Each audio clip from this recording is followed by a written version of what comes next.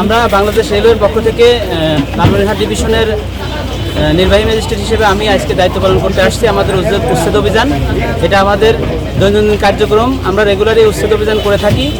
নলডাঙ্গা স্টেশনে আমরা প্রায় 50টার ঊর্ধ্বে স্থাপনা আমরা উচ্ছেদ করেছি। আজকে আমাদের এই কার্যক্রম অব্যাহত থাকবে।